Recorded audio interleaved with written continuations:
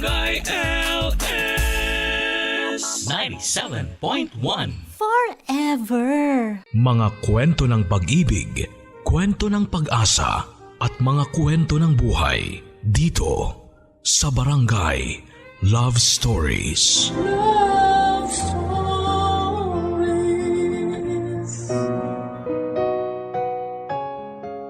Ang tukso daw ay nasa paligid lang natin at naghihintay ng bagong makakapitan. Isa ito sa pinakamalaking pagsubok para sa magkarelasyon. At kahit tunay pa raw ang pag-ibig na nararamdaman mo para sa isang tao, pilit pa rin itong lalapit at kakapit sa iyo. Ikaw, minsan ka na bang nagkasala dahil sa tuksong lumapit sa iyo? Dear Papa Dudut, isang magandang araw sa iyo at sa mga kapuso nating nakikinig ngayon. Ako nga pala si Steve, 44 years old at isang dating data encoder dito sa Maynila.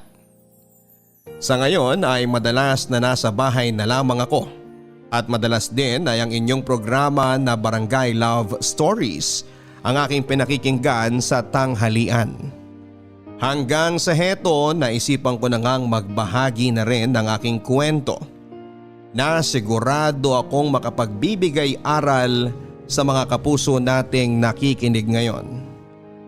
Papadudot, may halos 5 taon din kaming magkarelasyon bilang magkasintahan noon ni Cleo bago kami nag-decide na magpakasal. Nagkakilala kami sa isang fiesta dito sa lugar namin. Pareho kaming nanonood noon ng isang event at talaga namang nakuha niya ang atensyon ko ng araw na yon. Mabuti na lang at kakilala siya ng isang kaibigan ko na naging tulay para magkakilala kaming dalawa. Dahil hindi naman ako torpe ay kaagad ko siyang niligawan hanggang sa maging kami na nga.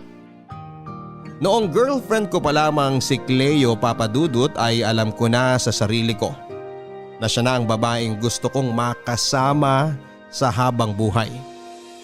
Kaya naman ginawa ko ang lahat para magkaroon kami ng maayos at tahimik na relasyon. At mukhang hindi ako nagkamali ng piniling babae na mahalin dahil habang tumatagal ang aming relasyon noon ay mas lalo ko siyang minamahal. Mabait kasi siya, Papadudut. Maalaga at mahaba ang kanyang pasensya. Nang makasal nga kami ni Cleo ay pumayag siya na huminto na sa kanyang pagtatrabaho at maging may bahay ko na lamang. Gusto ko kasi talaga na nakatutok siya sa pag-aalaga sa magiging anak namin noon. At sa loob nga ng 6 na taon naming pagsasama bilang mag-asawa ay biniyayaan kami ni Leo ng 3 magagandang anak na babae.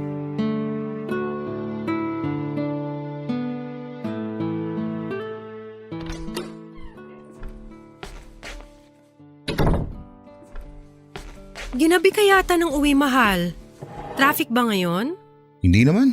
Pinaiwan kasi kami ng boss namin sa trabaho kanina at nag-meeting lang kami sandali.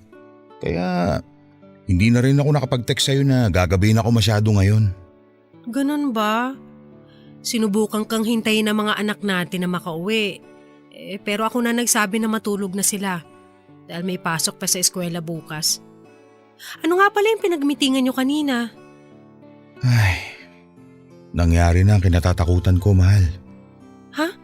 Anong ibig mong sabihin? Wala na akong trabaho. Tinanggal na nila kami. Teka, paano nangyari yun? Wala ka namang ginawa na kahit na anong mali o kasalanan, di ba? Siyempre wala. Kaya lang… Kaya lang ano? Naalala mo ba yung sinabi ko dati na kailangan manalo ng mayor na sinusuportahan natin? Oo, kaya lang hindi nangyari yun dahil masyadong malakas na naging kalaban niya. Teka, ano bang kinalaman niya sa pagkatanggal mo sa trabaho? Nangyari na nga kasi yung kinatatakutan namin sa opisina. Pinalitan ng bagong mayor ang lahat ng mga tao doon na mga bago niyang staff. At kami mga trabahador ng dating mayor, ang una nilang tinanggal. Pero hindi naman pwede mangyari yun. Sinubukan niyo na bang kausapin si mayor? O kaya ang ibang tao na mas mataas ang posisyon sa inyo? Oo, pero syempre, hindi kami hinarap ni mayor. At ang sabi lang sa amin ng ibang tauhan niya, Huwag na raw kami gumawa ng iba pang aksyon kung gusto namin makuha ng buo at maayos ang lahat ng naipon namin pera sa trabaho. So paano yan? Ibig sabihin, kailangan mo na talagang tanggapin na tuluyan ka ng mawawalan ng trabaho? Mukhang ganun na nga, mahal. Sorry ha. Alam ko nang pwede mangyari to pero hindi ko pinaghandaan kaagad. Ano ka ba, mahal? Wala kang kasalanan. Ginawa mo naman ang lahat para maging maayos ang trabaho mo. Sila lang talaga ang naging unfair sa inyo. Kaya wag na wag mong sisisihin ang sarili mo. Tsaka, sigurado naman ako na makakahanap ka rin kaagad ng trabaho. Kaya wag ka nang panghinaan ng loob. Salamat, mahal. Salamat talaga sa suporta at pag-unawa mo sa akin. Tayong mag-asawa lang naman ang palaging magbibigay ng pangunawa at suporta sa isa't isa. At kahit kailan, hindi ako mapapagod na gawin yun sa'yo. Papadudot, dahil medyo may edad na ako nang matanggal ako sa trabaho ay nahirapan akong makahanap ng bagong mapapasukan sa lugar namin. At kahit medyo malaki ang nakuha kong pera mula sa dati kong pinagtatrabahuhan, ay hindi yun tumagal ng mahigit 1 taon sa amin ang asawa ko at mga anak. Hanggang sa unti-unti na nga rin naming nagalaw ang sariling ipon namin ni Cleo na dapat ay para sa pag-aaral ng mga anak namin. Sinabi rin ni Cleo noon na gusto na niyang tumulong sa mga gastusin at susubukan din daw niya na maghanap ng trabaho, papadudot. Kaya lang hindi ako pumayag dahil sa totoo lang ay medyo ma-pride din akong lalaki. Ayos lang naman sa akin kung magkakaroon ng trabaho ang asawa ko. Pero dapat ay mauna muna akong makahanap bago siya. Hindi ko hahayaang mangyari na habang nasa trabaho siya, ako naman ang nasa bahay lang at naghihintay sa kanyang pag-uwi kasama ang mga anak namin. Ayoko ng ganong klase ng setup, papadudot. Ako ang lalaki. Kaya dapat ako ang nagbabanat ng buto at kumikita para sa buong pamilya ko.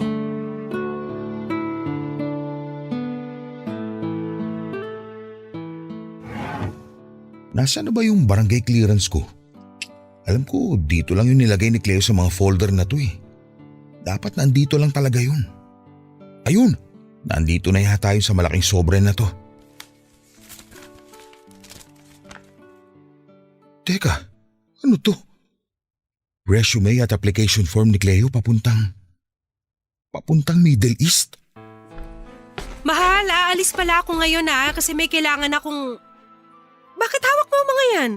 Ako yata ang dapat na magtanong sa'yo, mahal. Bakit may mga ganitong klaseng papeles ka? Mahal, magpapaliwanag ako. Talagang dapat na magpaliwanag ka. Dahil hindi ko maintindihan kung bakit may mga ganitong resume at application form ka. Ano? Aalis ka? Iiwan mo kami ng mga anak mo? Hindi naman sa ganun. Anong hindi? Eto na nga Halos kumpleto na ang mga requirements mo para makaalis ka. Tapos hanggang ngayon, hindi mo pa rin sinasabi sa akin ng tungkol dito. Dahil alam ko naman na hindi ka papayag kapag pinaalam ko sa yung plano ko. So ano na palang bagong plano mo? Aalis ka na lang na walang paalam?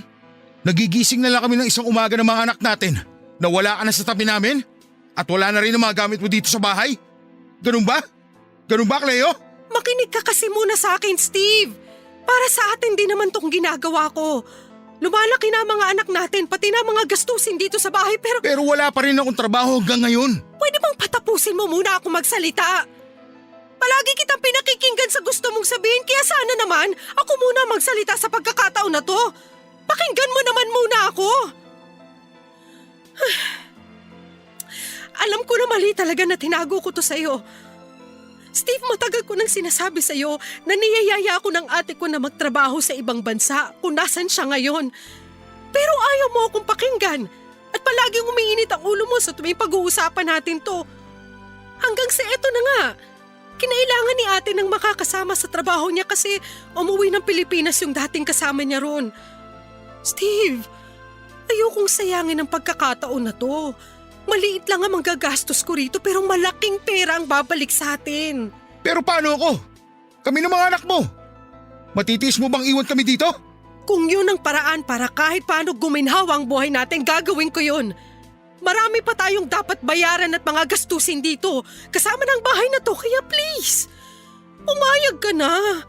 Saglit lang naman ako mawawala eh. Isa pa, para sa atin din naman lahat ng to. Para sa atin ang mga anak natin.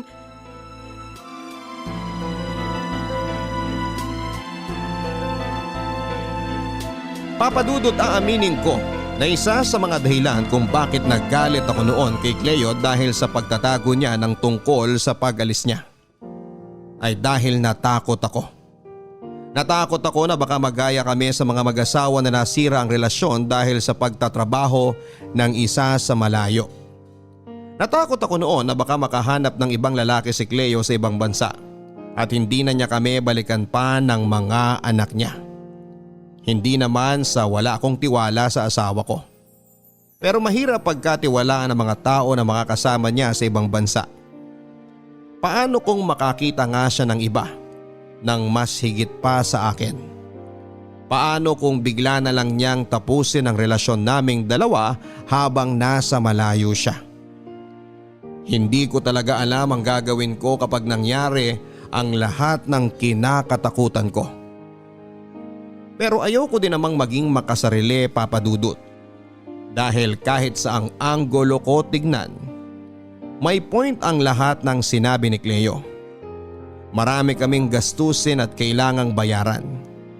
Isa na nga po sa pinakamalaking binayaran namin ay ang hinuhulugan naming bahay at lupa na tinitirhan namin noon.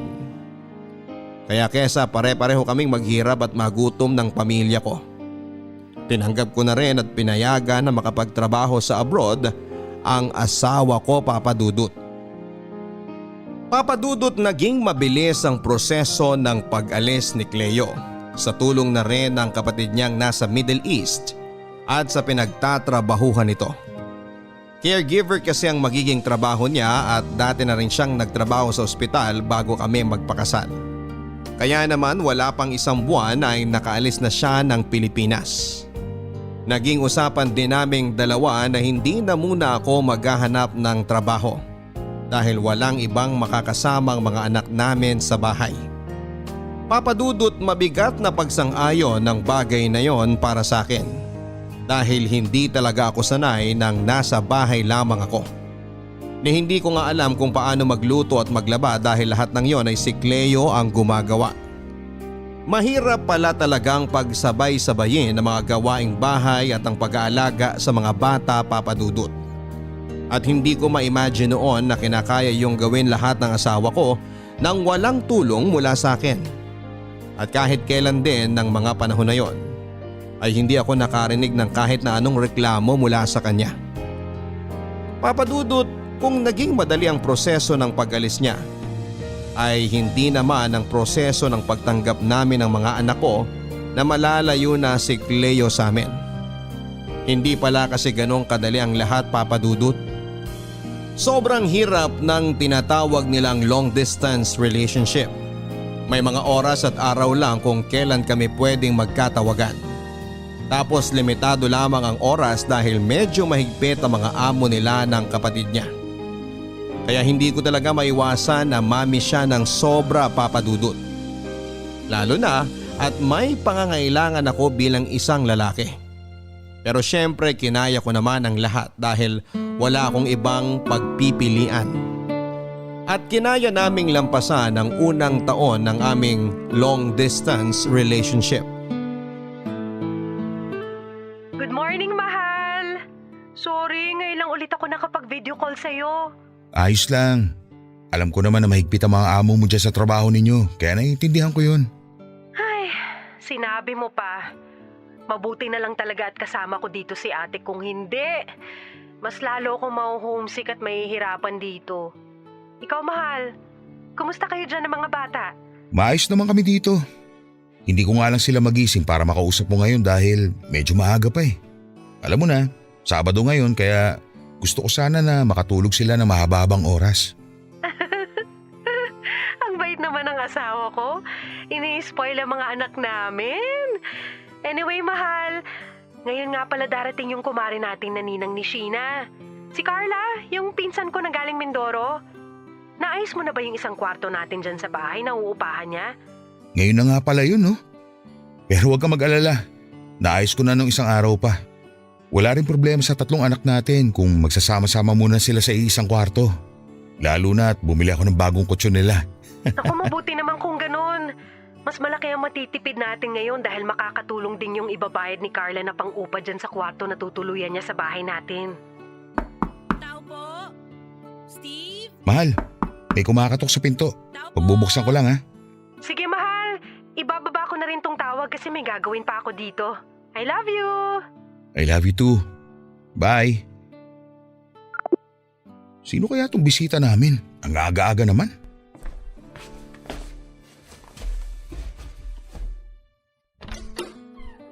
Steve? Mare, Steve, ikaw nga! Kamusta ka na? ikaw na ba yan? Oo, ako nga to. Bakit parang gulat na gulat ka?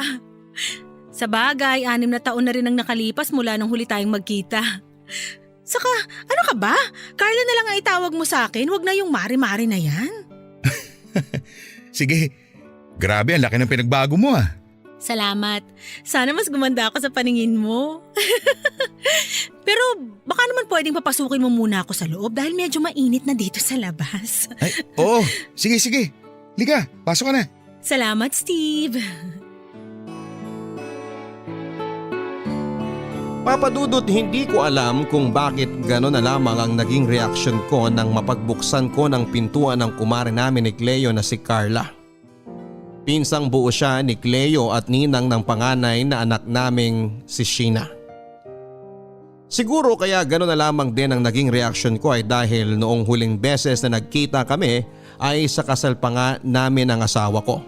Bagong panganak lang si Carla noon kaya medyo may katabaan talaga siya ng panahon na yon. Pero nang makita ko siya sa labas ng bahay namin ay ibang-iba na ang kanyang itsura. Magkalapit lamang ang aming edad pero para bang mas bumata siyang tignan. Pumayat siya pero hindi yung sobra. Katamtaman lamang kaya mas naging kapansin-pansin ang magandang hubog ng kanyang bewang at malusog na hinaharap. Napaisip pa ako noon kung paano ba nagawang iwan si Carla ng dati niyang asawa at sumama sa ibang babae. O baka naman nang maghiwalay silang dalawa ay saka nagpaganda at nagpaseksi ang kumare ko. Noong magkausap kami ni Cleo noon sa video call tungkol kay Carla ay naikwento ng asawa ko. Nakakahiwalay lang pala ni Carla sa asawa niya. Kaya mag-isa nang binubuhay ni Carla ang anak niyang nasa probinsya. Hanggang sa nakakuha nga siya ng magandang trabaho dito sa Maynila at si Cleo naman ang nag-offer na upahan na lamang ni Carla ang bakanting kwarto sa bahay namin. Malaking tulong din kasi ang pera na yon sa paghuhulog namin ng tinitirhan naming bahay noon. Isa pa ay malapit lang din ang bahay namin sa pinagtatrabahuhan ni Carla.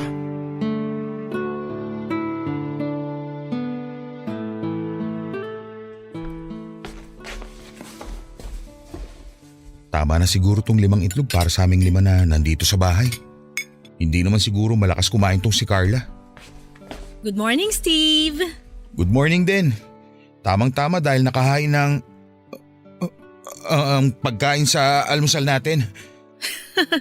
Bakit bigla ka na lang nauutal dyan? Hindi ka pa makatingin sa akin ng diretsyo. Sorry, nagulat lang ako kasi Kasi nakatapis lang ako ng tuwalya. Pasensya ka na ha. Ganito kasi talaga ako sa umaga. Lalabas ng kwarto ng nakatapis lang para pagkatapos magkape, diretso nang maligo sa banyo. Ito ba yung kape na para sa akin? Oo. Ang sarap nitong kape mo ha. Sakto lang ang tapang at tamis. Salamat. Ganyan din kasi ang timpla na kape sa akin ni Cleo. Mabuti nga at nakuha ko rin ng lasa. Kasi nung unang beses na magtimpla ako ng kape, sobrang pait. Kahit ako, hindi ko mainom eh. Naku, kahit naman siguro maalat pa tong tinimpla mo na kape, iinumin ko pa rin. Mahilig kaya ako sa mga weird na lasa. Talaga? Hindi na ikwento sa akin ni Cleo yun ah. Hindi niya kasi alam yung tungkol doon, pero marami akong alam tungkol sa kanya. Actually, Tungkol sa inyong dalawa. Ano naman ang alam mo na tungkol sa aming dalawa? Kagaya ng pagdating sa romansa, sa inyong dalawa daw, ikaw ang mas madalas mangalabit sa kanya. Uy, hindi totoo yan ha? Sinabi ba talaga ni Cleo tungkol sa bagay na yan? Oo nga, madalas kasi kaming mag-usap sa text o tawag nung nandito pa siya sa bahay niyo. At sa aming dalawa, siya talaga yung mahilig magkwento. So, totoo ba yung kwento niya? Siguro. Anong siguro? Oo, hindi lang naman ang sagot sa tanong ko. Oo na. Sige na, ako na ang mahilig talagang mga labit at mangulit sa gabi kay Cleo. Pero normal naman siguro yun dahil ako yung lalaki. Normal sa lalaki yun. Sus, hindi rin no, dahil sa aming dalawa ng dati kong asawa. Ako kaya yung mas mahilig mga labit sa kanya. Talaga? Oo, siya pa nga ang palaging sumusuko sa aming dalawa. Alam mo, mabuti pa siguro na gisingin ko na ang mga anak ko. Mahirap na kasi baka malate pa sila sa eskwelahan nila. Oo nga, gisingin mo na sila para makapag-almusal na sila. Mauuna na rin ako sa kanilang maligo dahil maaga rin ang pasok ko ngayon sa trabaho. Salamat nga pala dito sa masarap mong kape. Maliligo muna ako at parang medyo nag-init na kagad ako nang dahil sa kape na tinimpla mo.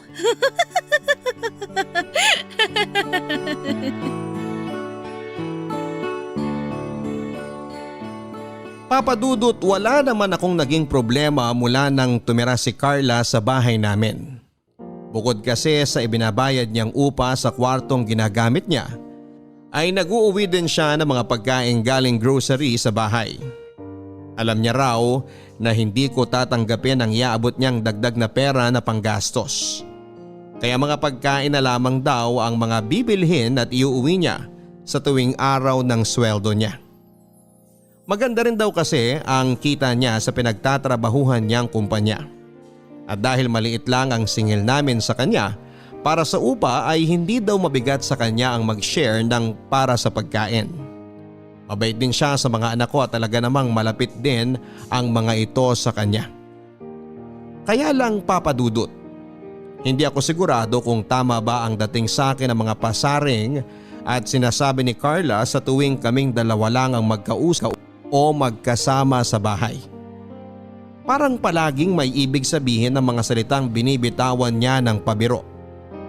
At aaminin ko na noong mga araw na yon ay attracted na talaga ako sa kanya. Sa totoo lang kasi ay mas malakas ang dating niya kesa sa asawa kong si Cleo.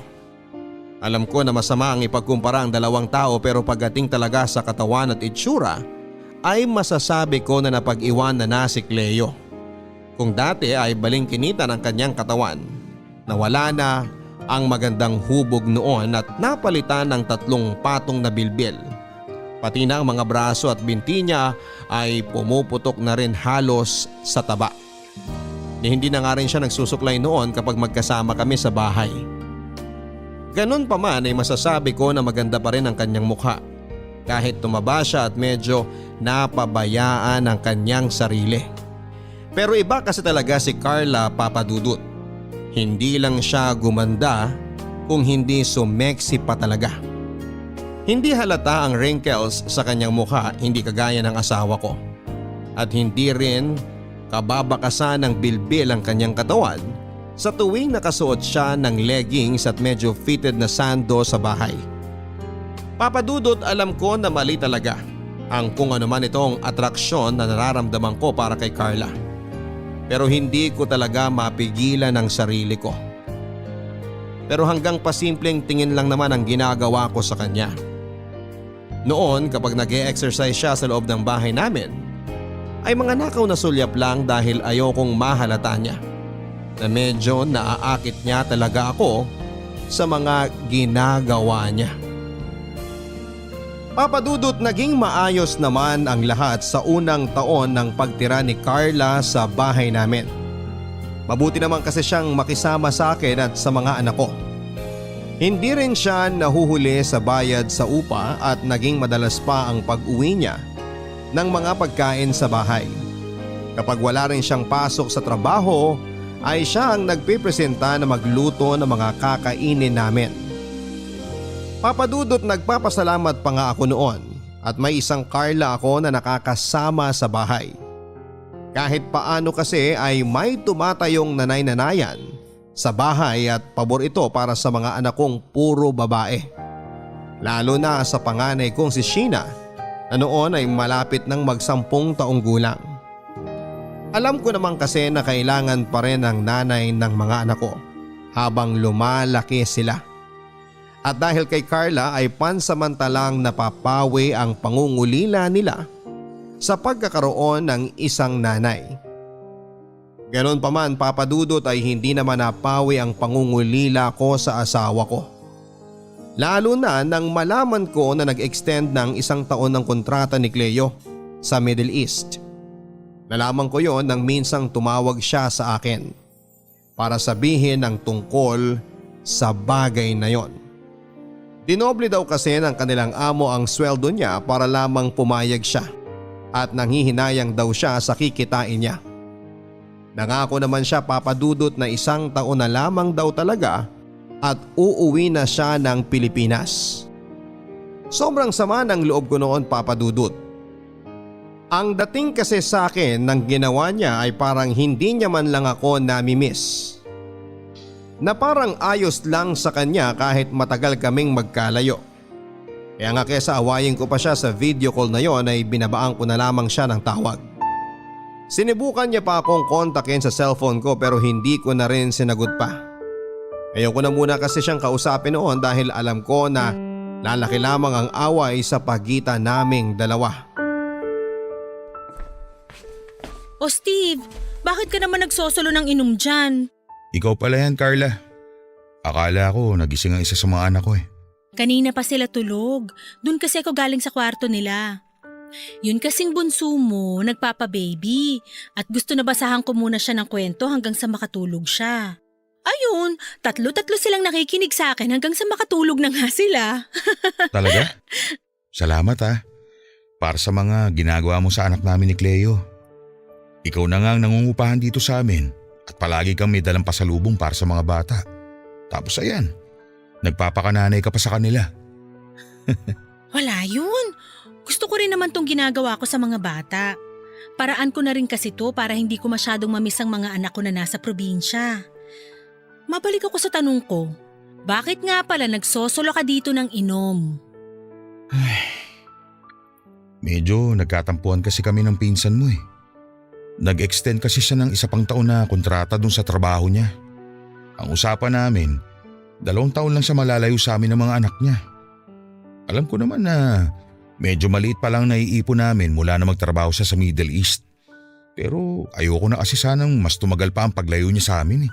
Ano ba kasi ang dahilan at ayaw mo talaga na umalis siya? Bago kasi umalis si Cleo, nakwento niya sa akin na pinagtalunan niyo din daw ang desisyon niya na magtrabaho abroad. Malaki naman ang kita doon kumpara dito. Kaya siguro mas okay na kung hayaan mo na lang siya na mag-extend pa siya ng 1 taon. Mabilis lang naman ang panahon. Hindi mo kasi naiintindihan eh. Pareho kayo ni Cleo. Bukod sa takot na nararamdaman ko na baka maagaw sa akin ng iba, may pangangailangan din naman ako bilang asawa niya.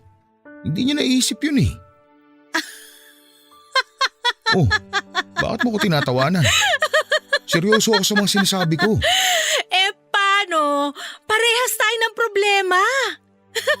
Kaya nga alam mo, naisip ko, bakit kaya hindi natin pagsaluhan ang problema na to? Alam ko naman kung ano ang tinutukoy mo eh. Sandali lang, Carla. Huwag kang masyadong dumikit sa akin kasi baka makita tayo ng mga bata eh. Tulog na nga sila, kaya huwag ka nang mag-alala. Carla, sandali lang. Malito eh. Itigil mo nga paghalik mo sa akin. Walang mali dito, kaya pagbigyan mo na ako. Huwag kang mag-alala. Hinding-hindi ito makakarating sa pinsan ko. Kaya enjoy na lang natin ang pagkakataon na to.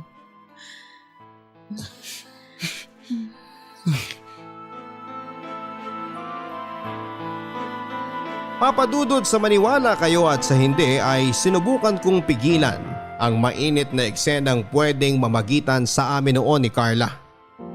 Paulit-ulit kong sinisigaw sa isipan ko na mahal ko si Cleo at ang pamilya ko kaya ayokong magkasala sa asawa ko.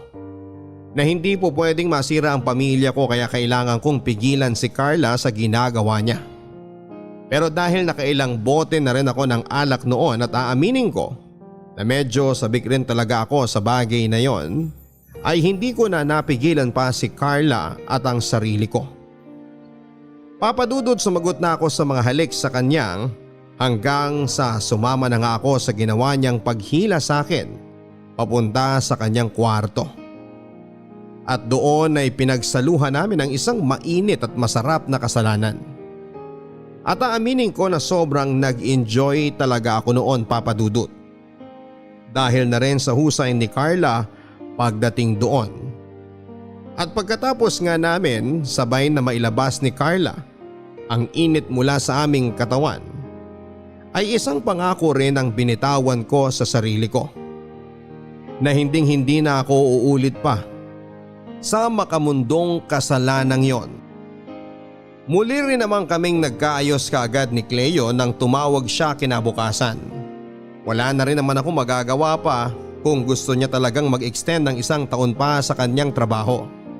Nakapirma na siya ng kontrata at hindi na yon pwedeng bawiin o baguhin pa.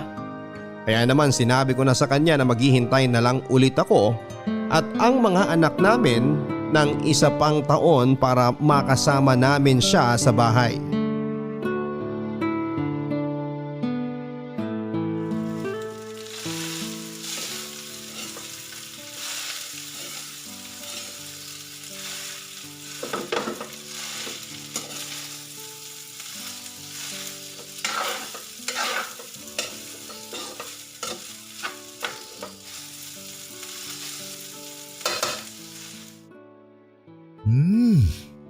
Ayos na ang lasa nitong fried rice ko. Sigurado magugustuhan to ng mga bata. Uy! Good Carla! morning. Oh, bakit parang nakakita ka ng multo? Saka nasa na ang good morning kiss ko? Huwag ka mag-alala, hindi ako bad breath sa umaga. Sandali nga. Bumitiw ka muna sa pagkakapulupot mo sa bato ko. Oh, bakit? Hindi ba gusto mo na nilalaro tong batok mo? Ang lakas kaya ng kiliti mo dito. Oo nga, kaya lang. Baka kasi magising na ang mga anak ko at makita nila tayo. Hindi pa sila magigising dahil masyado pang maaga. Kaya nga lumabas kagad ako ng kwarto ko Alam mo na, para makapagpainit tayo pareho bago mag-almusal. Papa? Ninang Carla? Sheena, anak? Gising ka na pala. Kanina ka pa ba dyan sa may tabi ng lamesa? Hindi naman po masyado. Pero Papa, ano pong ginagawa ni Ninang sa inyo? Wala. Ano lang, may tinitingnan lang siya sa leeg ko. Oo, tama. May tiningnan lang ang ninang mo sa leeg ko kasi namumula to kanina Mabuti pa, umupo ka na dyan at dadalhin ko na dyan sa lamesa ang pagkain para sa almusal ninyo. Gigisingin ko na lang po muna ang mga kapatid ko. Sige anak. Carla, ano ba? Itigil mo na nga yung pangaharot mo sa akin. Halos makita na nga tayo ng anak ko. Yun nga ang exciting, yung nagtatago tayong dalawa. Tsaka saglit lang naman to, promise. Ganito na lang. Tanghali naman ang pasok mo, hindi ba? Ituloy na lang natin ito mamaya pag alis ng mga bata. Para hindi tayo nagmamadali. Tawak natin ang oras natin. Mabuti pa, sumabay ka na lang muna sa kanila mag-almusal. Halika na. Papadudot na guilty talaga ako nang muntika nang makita ng panganay ko ang kalaswaan na ginagawa namin ng ninang niya. Nagilty ako pero natalo pa rin ako ng init at bumigay sa ginagawang panunukso sa akin ni Carla. Iba kasi talaga siya. Magpainit at magbigay ng ligaya. Mahirap iwasan at tanggihan. Yung tipo na parang ako pa ang magsisisi kapag tinanggihan ko ang ginawa niya sa akin. Kaya sinabi ko na lamang na maging mas maingat sana kami ni Carla sa ginagawa naming kaharutan dahil ayoko rin na makita yon ng mga anak ko at magsumbong sa asawa ko. Naiintindihan naman daw ni Carla ang sitwasyon dahil ayaw niya rin daw na masira ang samahan nila ni Cleo bilang malapit na magpinsan. Ginawa niya lang daw yon dahil kagaya ko ay may pangangailangan din daw siya na matagal nang hinahanap ng kanyang katawan. Kaya naman papadudot naging malinaw po sa aming dalawang lahat. Wala kaming relasyon. At tanging ang paglabas lamang ng init ng aming katawan ang pakay namin sa isa't isa. At ng mga oras na yon ay sigurado ako sa aking sarili na isang babae pa rin ang tanging nilalaman ng puso ko. Si Cleo lang at wala ng iba pa. Kaya hindi pwedeng malaman ni Cleo noon ang kung ano man ang ginagawa namin ni Carla habang natutulog ang mga anak ko sa kanilang kwarto.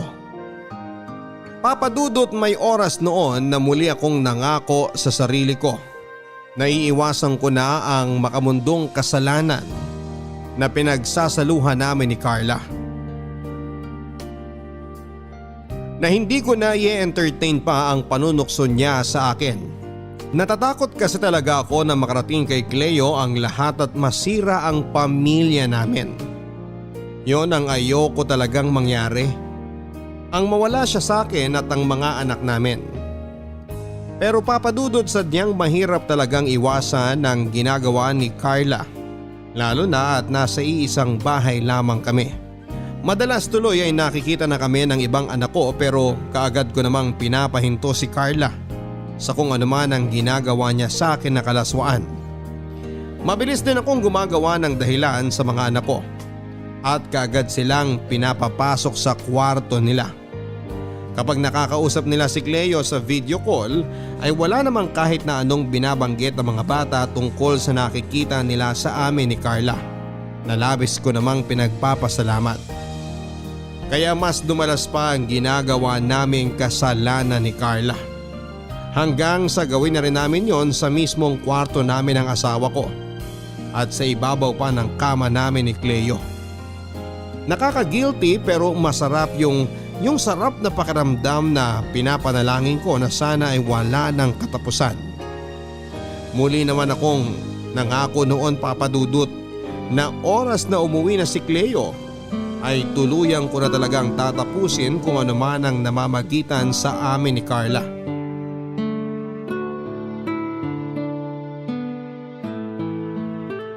Steve, mamaya mo na tapusin yung pagliligpit mo.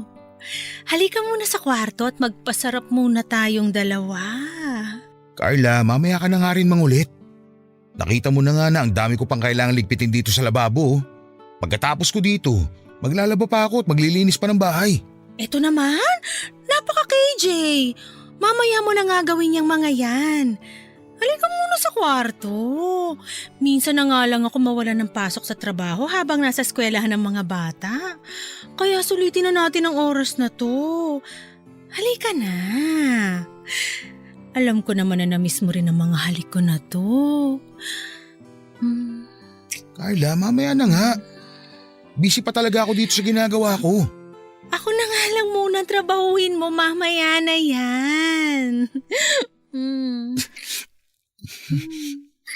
Ipapasok ko na ang kamay ko sa shorts mo, ha? Uy!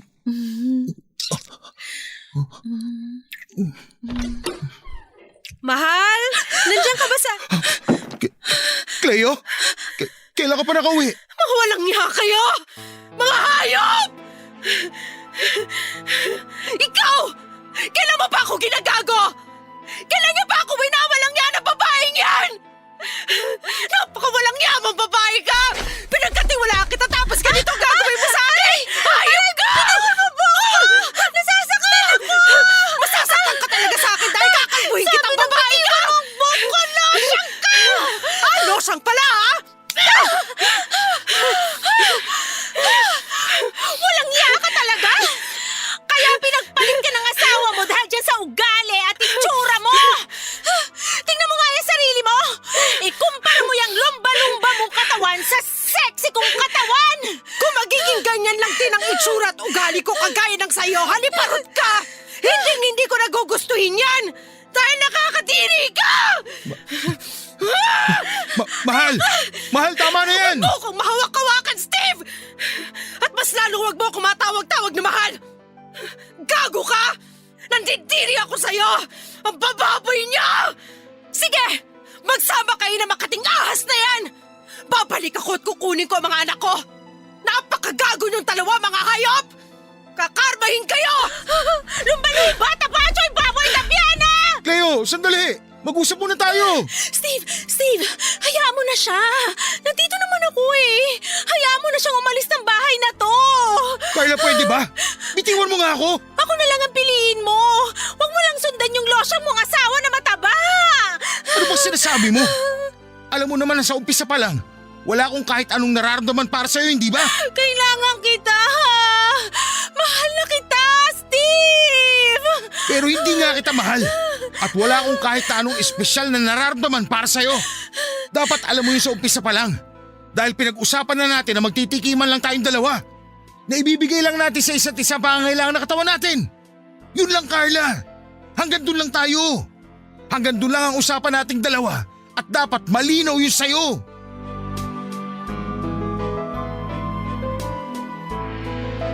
Papa Dudut, hindi kaagad bumitaw si Carla sa pagkakahawak niya sa braso ko. Habang pilit na nakikiusap na siya na lang ang piliin at mahalin ko. Noong una ay medyo nagulat pa ako nang sabihin niyang may nararamdaman na siya para sa akin. Dahil ang buong akala ko ay pareho kami ng pagkakaintindi na walang kahit na anumang pwedeng ma-involve na feeling sa ginagawa namin. Na puro pagpapasarap lang ang pakay namin sa isa't isa. Kaya nga paulit-ulit ko siyang sinasabihan na mag-ingat kami sa kalokohan na ginagawa naming dalawa. Pero wala pala talagang mabahong lihim na hindi nabubunyag. Hindi ko na rin kaagad nasundan pa noon si Cleo dahil nakasakay na siya ng tricycle, dala ang maleta niya, Papa Dudut. Wala akong ideya na uuwi siya noon sa bahay namin. Kaya sobrang laki ng naging pagsisisi ko nang maabutan niya kami sa ganong eksena ni Carla. Yon talaga ang pinakakinakatakutan ko na mangyari sa lahat. Ang makita ni Cleo ang kalokohan na ginagawa namin ng kumare niya. Papadudot na lamang ko din noon mula sa isang kaibigan na sinundo ni Cleo ang mga anak namin mula sa eskwelahan at umuwi sila sa bahay ng nanay niya. Napaaga pala ang tapos ng kontrata niya sa Middle East at plano niya sanang sorpresahin ako at ang mga anak namin. Pero siya pala ang mas masosorpresa sa madadatnan niya sa bahay. Nang makita niya kaming nagyayapusan ng pinsan niyang si Carla. Nangangatog ang mga tuhod ko noon dahil sa matinding kaba na nararamdaman ko habang bumabiyahe ako para puntahan siya at ang mga anak namin. Mas lalo akong kinakabahan, Papa Dudut, sa tuwing iisipin ko na anumang oras noon ay baka makwento ng mga anak ko ang nakikita nilang kalaswaan na ginagawa namin ni Carla. Na baka kapag nalaman na niya ang lahat ay mas lalo niya akong hindi na mapatawad.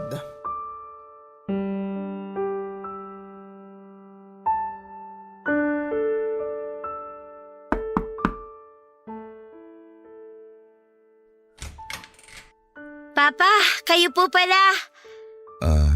Sheena, anak? Nandyan ba ang mama mo? Kakausapin ko lang siya. Pakitawag mo naman siya. Opo, nandito po siya pero galit na galit po siya sa inyo, Papa. Anak, sorry ah.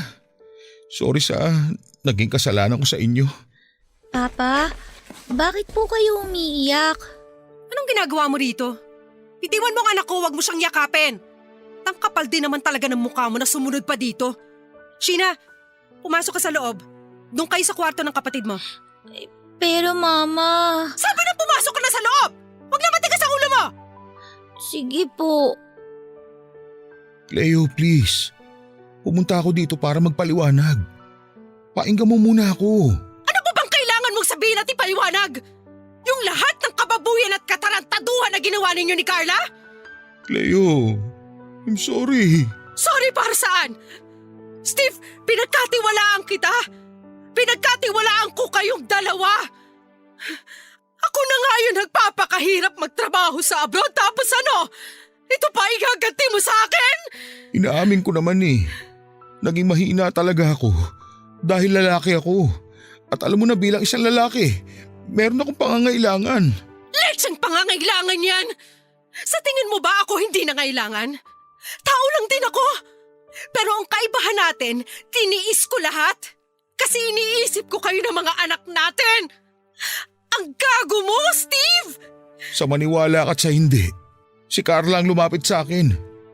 Pinilit ko naman siyang iwasan eh. Kaya lang nangati ka rin.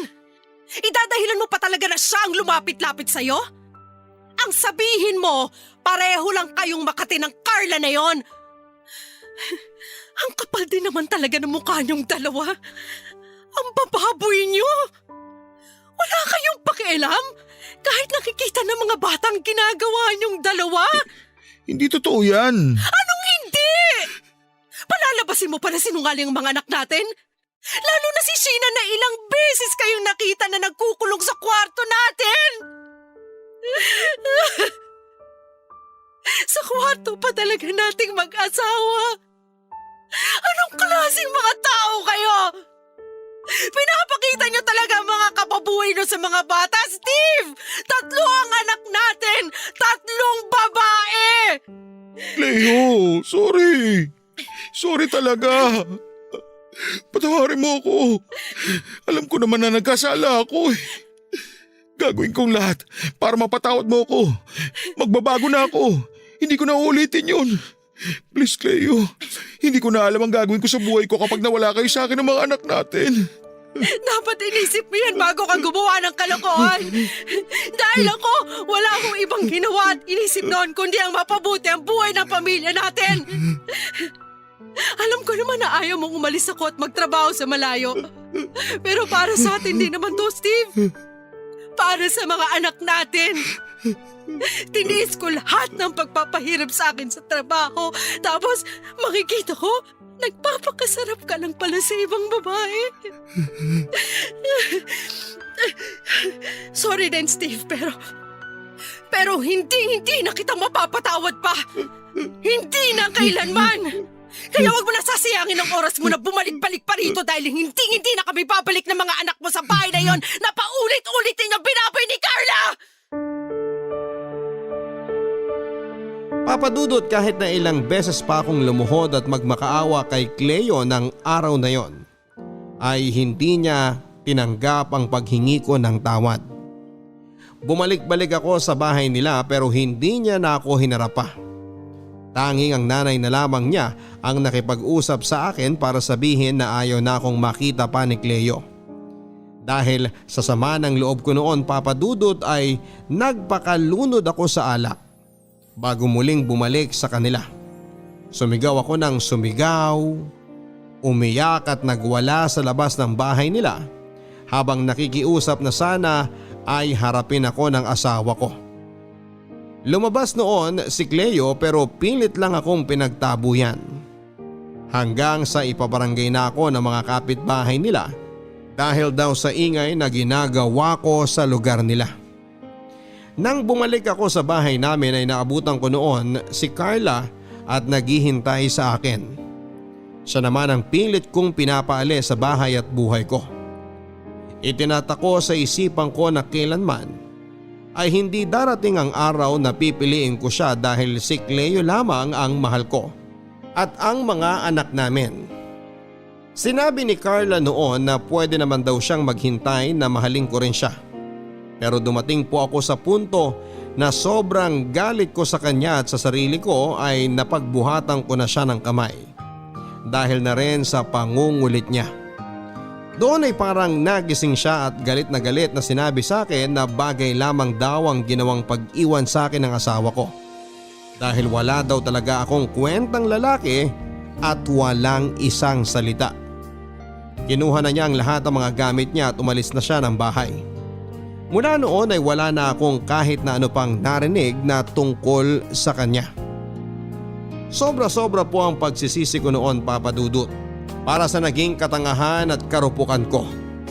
Sinayang ko ang magandang relasyon namin ng asawa ko pati na ang mga pangarap namin para sa pamilya ko.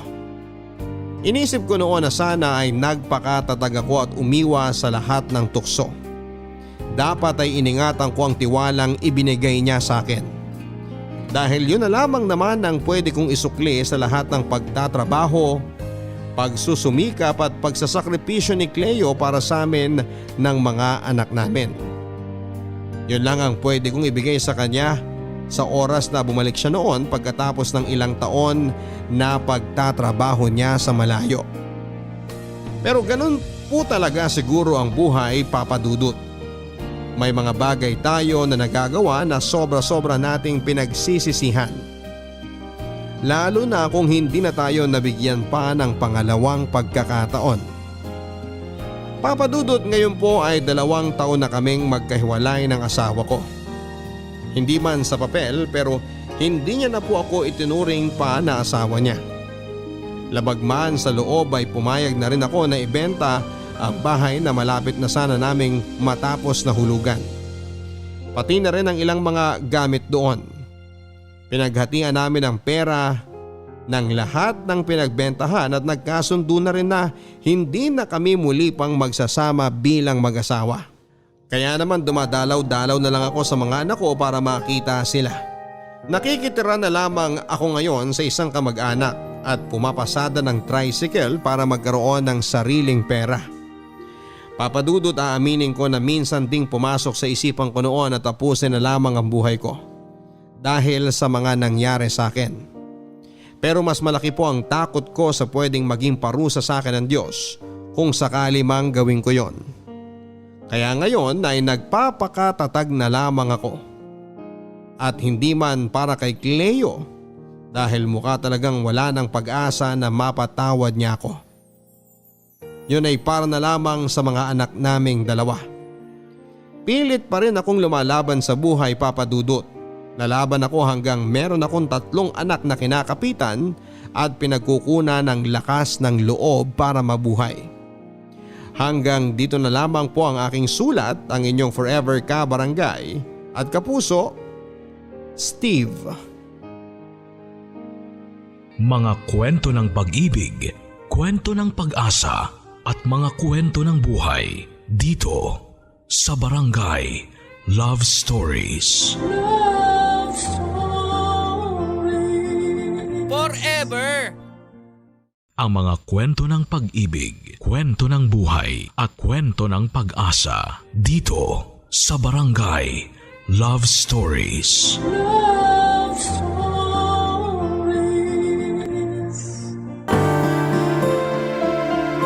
May mga kakayahang nahuhusgahan sa umpisa dahil sa diskarting meron sila.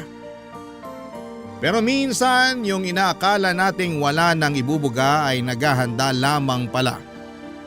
Ikaw, kabarangay, minsan ka na rin bang nagduda at nanghusga sa kakayahan ng isang tao? Dear Papa Dudut, magandang araw po sa inyo at sa lahat ng mga nakikinig sa inyong programa ngayon. Ako po si Beneth, taga Dinalupihan, Bataan. 30 years old po ako nang mangyari ang aking kwento. Nakabukod po ako sa mga magulang ko. Ilang taon din po akong nangupahan sa isang maliit na apartment at mag-isang binubuhay ang sarili ko. Sa madaling salita ay isa po akong independent woman. Papa Dudut, 17 years old pa lamang ako ay hindi ko nakasama ang mga magulang ko. Nagbe-bed spacer lamang ako habang pinagsasabay ang pag-aaral at pagpa-part-time sa isang sikat na fast food. Nakasanayan ko nang wala akong inaasahan na kahit na ano sa pamilya ko. Dahil kahit kailan naman ay hindi ko naramdaman ang pagmamahal at suporta nila. Pero dahil sa mataas ang respeto ko sa mga magulang ko at mahal na mahal ko sila, bumibisita na lamang ako paminsan-minsan sa bahay namin. Nang makatapos ako ng pag-aaral ay umayo naman kaagad sa akin ang panahon dahil nagtrabaho ako bilang entry-level na financial statement analyst sa isang petroleum company. Dahil doon ay nagkaroon ako ng kakayahang pag-aralin yung anak ng ate ko. Mula pagkabata kasi hindi na niya nabibigyan ng sapat na atensyon ang panganay niyang anak. Wala rin itong kinagisnang ama. Kung ano man ang dahilan ay hindi ko na lamang babanggitin dito. Nang magkaroon ng asawa ang ate ko at nagkaanak sila ay mas lalo na niyang hindi napansin ang isa pa niyang anak. Dahil malapit sa akin ang pamangking kong yon, nangako ako sa kanya na pagtatapusin ko siya hanggang sa kolehiyo. Mula sa pag-enroll, meeting sa school, graduation at moving up, ako palagi ang nandun. Kung meron man po kasing nakakaintindi sa nararamdaman niya at sa kakulangan niya ng atensyon, syempre ako po yun. Dahil pareho kaming hindi favorite na mga magulang namin. Bukod sa hindi magandang relasyon ko sa mga magulang at panganay kong kapatid ay may isa pa po akong problema na pinasan ng time na yon. Kakagraduate lang po kasi sa college ng bunso naming kapatid nang itinanan niya yung girlfriend niya. Wala pong nakakaalam noon na ako ang tumutulong sa kanilang dalawa. Hanggang sa may nakapagsabi sa ate ko na nagbibigay ako ng pera sa kapatid ko, Papa Dudut.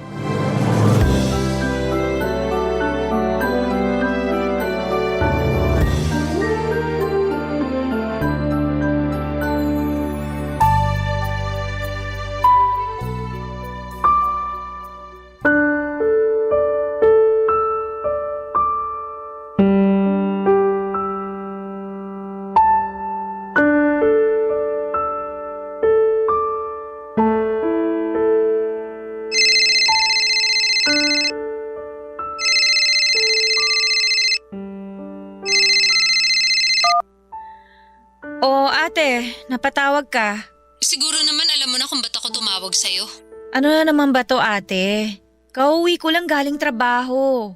Eh ano ngayon kung kauuwi mo lang? Bakit hindi mo sinabi sa amin kung nasan yung magaling nating kapatid, ha? Pinuntahan na kami dito ng mga magulang ng girlfriend niya, hinahanap silang dalawa. Paano niyo naman nalaman na alam ko kung saan sila pumunta? Malamang tumawag mismo si Lola. Sinabi niya na hindi sila pwede magtagal doon. At ikaw naman babae ka, kinonsinti mo pa? Binigyan mo pa talaga ng pera? Ate, nangangailangan si Bunso. Alangan naman pabayaan ko na lang sila na magpalaboy-laboy ng walang kapera-pera. Eh di konsentidor ka nga. Ang sa akin lang ate, may tamang paraan para ipaintindi sa kanila na mali yung ginawa nila. Anong paraan? Yung suportahan sila sa pagtatanan? Eh hindi naman porke tinulungan ko sila, suportado ko na yung pagtatanan nila. Mali yung ginawa nila, alam ko yun. Pero hindi ko kayang pabayaan na lang yung dalawa.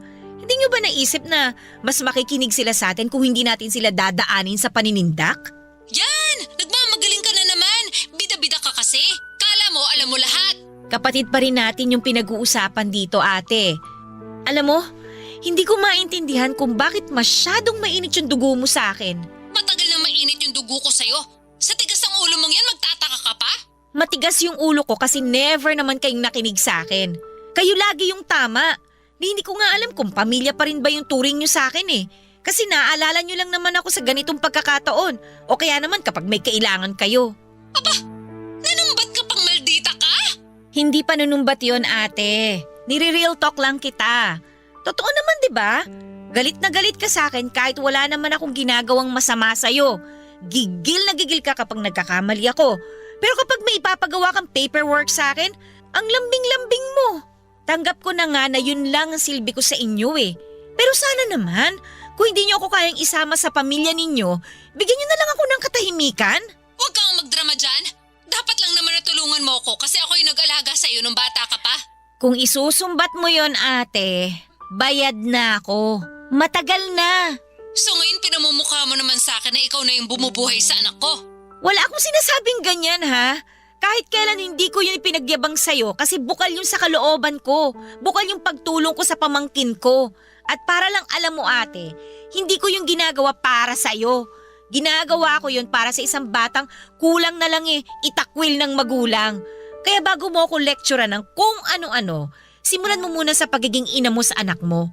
Naturingan ka pa namang teacher pero sarili mong anak, hindi mo pagmalasakitan. Bastos ka! Umuwi ka nga rito at maghaharap tayo? Wag na ate, wala akong panahon para sa gulong gusto mo. Kung nasaktan ka sa pag-real talk ko, ibig sabihin, totoo lahat ng mga sinabi ko. Makita lang talaga kitang babae, kakakalbuhin kita. Wag mong sabihin yan ate, gawin mo. Pero wag kang iiyak at magpapaawa kina mama kapag gumanti ako. Papa Dudut, batid ko na masyado na kaming matatanda para sa ganong away. Pero hindi ko talaga napipigilan ang sarili ko na managot kapag si ate yung nakakausap ko. Wala kaming naging pag-uusap na hindi niya ako sinusumbatan sa lahat ng nagawa niya para sa akin noong bata pa ako at paulit-ulit niya ring pinapaalala ang mga pagkakamaling matagal ko nang naitama. Mula kasi nang maglayas ako sa amin at mamuhay ng mag-isa ay palaging isinisisi sa akin ni ate tuwing nagkakasakit sina mama at papa. Binigyan ko raw kasi ng sakit sa ulo kaya nagkakaganon. Pero kahit naman hindi nila ako kasama ay never ko silang kinalimutan. Kahit na anong okasyon, nagpapakita ako sa kanila at naglalaan ng oras para makasama sila. Pero kahit na ano namang gawin ko ay hindi pa rin yon sapat para kay Ate Cora. Hindi niya kasi nagugustuhan kapag naaagawan ko siya ng atensyon mula sa mga magulang namin. Yun nga lang ang hindi ko maintindihan sa kanya dahil may asawa naman siya at mga anak. Pero para siyang bata pagdating kina mama at papa. Yung tungkol naman po sa away namin ni Ate Cora, bata pa po ako nang magsimula yung galit niya sa akin. Noong ipinagbubuntis niya kasi ang panganay niya ay plano na sana niyang ipalaglag ang bata. May pinapuntang aborsyonista noon sa bahay namin pero hindi natuloy ang pagpapalaglag sa pamangkin ko nang nagsalita ako at sinabing iligal ang ginagawa nila. Napahiya sina mama at ate doon sa aborsyonista at natakot naman po yung matanda na baka magsumbong ako sa otoridad kaya hindi na yon itinuloy. Napagtanto rin naman ni mama na may punto ako dahil hindi naman ginusto ng pamangkin ko na mabuo siya. Mula noon, Papa Dudut, ay hindi na ako tinigilan ni ate. Lahat ng pagkakamali ko ay ibinubunton niya. Lahat ng kasiraan ko na pwede kong maging problema ay inaalam niya para magmukha akong masama. Hindi lang sa mga magulang namin kundi sa ibang tao. Dahil lagi akong stress sa mga bagay-bagay ay hindi ko na nabigyan ng oras ang buhay pag-ibig ko. Hindi ko na nga alam kung paano pa makipag-date sa sobrang busy ko sa pagtatrabaho. Hanggang sa may makilala ako nang minsan akong manood ng liga, Papa Dudut.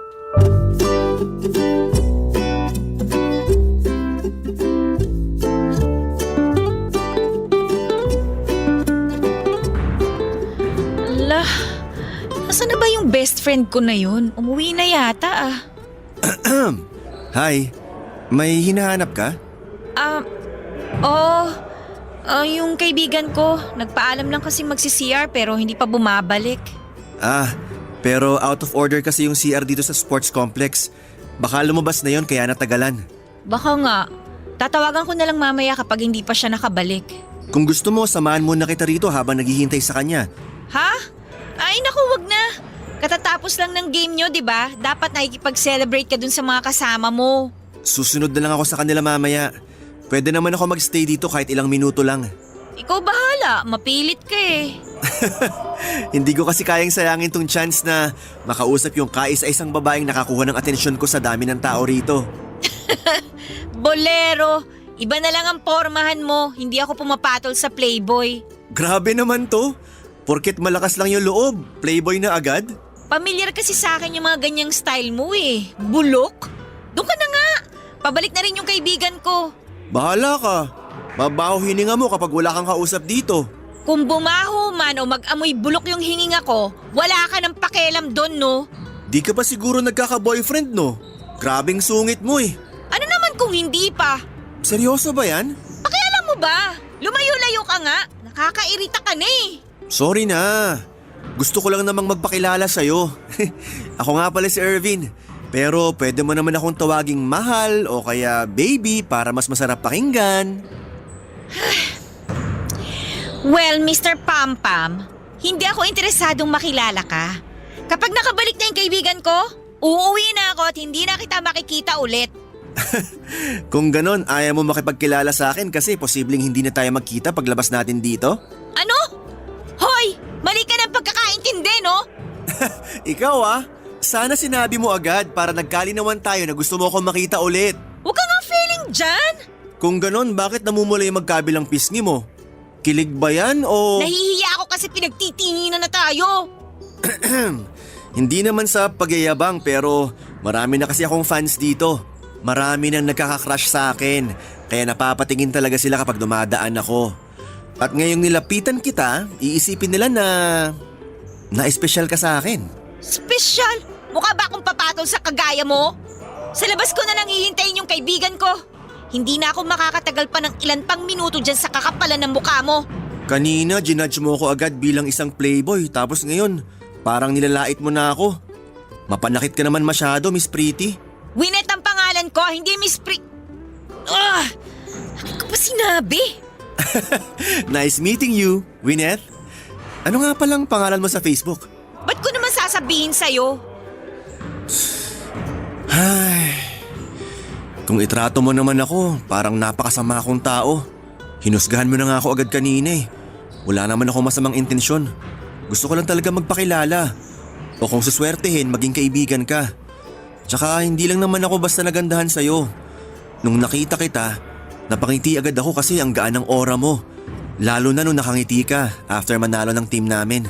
Kanina mo pa ba ako pinagmamasdan? Paano kung oo? Then huwag ka mag-assume. Nakangiti lang ako kanina kasi ine-enjoy ko lang yung game. Kung ganon, salamat sa suporta. Kahit hindi mo kami kilala. Sige, balik na ako sa mga kasama ko. Teka sandali! Bakit? Sige, eto na. Type mo na lang dito yung pangalan mo sa Facebook. I-add na lang kita. Talaga? Oo, kulit mo eh. Papadudot, wala naman talaga sana akong balak na makipagkilala kay Irvin ang araw na yon. Pero noong hindi na siya nangulit at nakita ko kung paano siya nagseryoso, feeling ko ay may something na nagtulak sa akin na mas kilalanin ko pa siya. Well, hindi naman masama kasi after ko siyang i-add sa Facebook ay madalas na kaming magka-chat at magka-video call. Hanggang sa ayain na niya akong lumabas, Papadudot. Doon ko nalaman na graduate pala siya ng architecture at passer na rin siya ng licensure exam. Pero hindi muna siya nagtrabaho. Gusto niya raw kasing mag-enjoy muna ng walang iniisip na stress sa buhay bago magseryoso sa career niya. Naintindihan ko naman ang punto niya dahil nakwento niya na tutok talaga siya sa pag-aaral noon. Nagtapos ba naman with Latin Honors? Nung tinanong ko siya kung saan siya kumukuha ng panggastos, nabanggit niya na galing yon sa paglalaro at mga racket na hindi na niya sinasabi kung ano. Basta ang alam ko noon ay base sa mga kwento niya, may kaya naman ang mga magulang niya, kaya siya nakapagtapos ng pag-aaral sa pribadong university. Pero nilinaw niya sa akin na hindi na siya humihingi ng pera sa mga magulang niya nang time na yon, Papadudot. Aaminin ko na medyo na-turn off ako sa pagiging jobless nitong si Irvin. Pero mukhang masaya naman siya sa pagbabasketball kaya binura ko na yung mga negatibong pumasok sa isipan ko. Isa pa ay hindi pa naman kami para magbigay ako ng opinyon tungkol sa magiging future niya, Papadudot. Ang kaso habang tumatagal, lumalalim na rin ang nararamdaman ko para kay Irvin, Papadudot. Barangay Love Stories. Barangay Love Stories. Papadudot, dahil ilang beses na kaming nag-date. Mas nakilala ko pa noon si Irvin. Malambing siya at maasikaso at sobrang attentive niya tuwing magkasama kami. Kahit yung simpleng pagbubukas lamang ng tumbler, paghila ng upuan, pag-alalay sa akin tuwing tumatayo ako ay na-appreciate ko lahat ng yon. At ang pinaka nagustuhan ko sa lahat ay yung sense of humor niya. Palagi niya ako napapatawa at napapangiti kahit na minsan ay sobrang stress ako sa trabaho. Hindi nagtagal ay naging kami na rin ni Irvin, Papadudot. Hindi ko na inisip na wala pa siyang trabaho at wala pa siyang malinaw na plano para sa future niya. Kahit malabo pa ang lahat ay sumugal ako. Aaminin ko na nabulag ako ng pagmamahal ko sa kanya. Siguro nalunod lang din ako noon sa atensyon at pagmamalasakit na ipinaparamdam niya Kasi yon pa lang ang unang beses na naranasan ko na may isang tao na ganon ka-concern sa akin.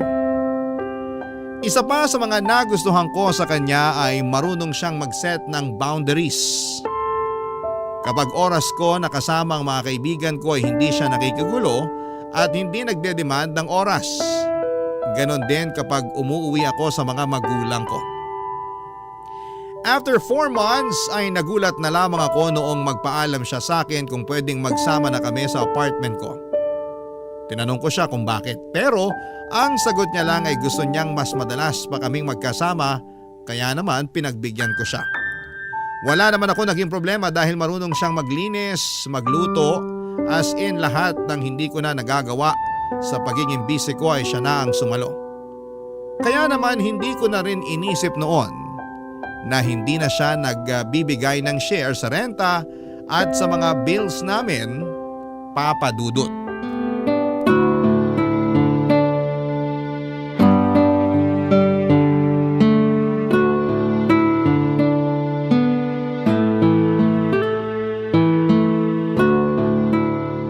Mababait naman pala yung mga kaibigan mo eh. Hindi naman kita ipapakilala sa kanila kung hindi.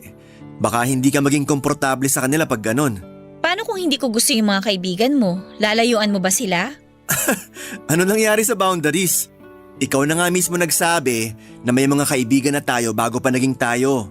At hindi dapat baguhin ang relasyon natin yung pakikisama natin sa ibang tao na mahalaga rin sa atin, tama? Aba, tinandaan mo talaga yan ha. Eh yung job hunting mo nga pala, kumusta? Tinawagan ka na ba?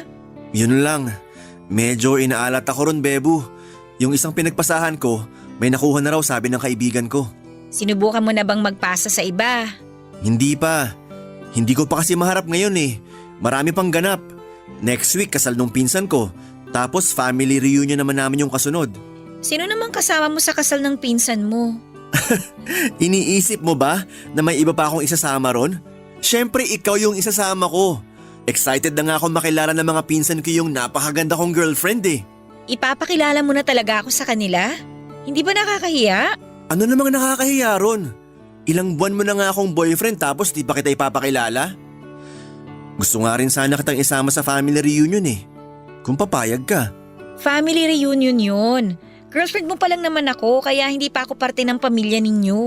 Bebu, hindi na tayo maghihiwalay, di ba?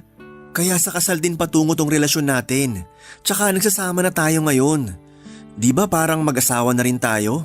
Hindi ka talaga nauubusan ng katwiran, no? Sana ganun din yung patience mo kapag naghahanap ka ng trabaho. Kapag hindi ka natanggap sa isa, maghanap ka ulit ng iba. Hindi yung hihinto ka na. Nanermo na naman po yung girlfriend ko.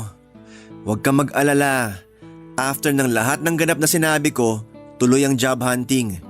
Makakahanap din ako, Bebu. At kapag hired na ako, sisimulan ko na yung pag-iipon para makapag-propose na ako sa'yo. Tsaka na natin isipin yung kasal kapag pareho na tayong financially stable. Okay, sabi mo eh. Sa'yo lang naman ako nakadepende. Huwag ka masyado maging dependent sa akin, ha? Bakit naman?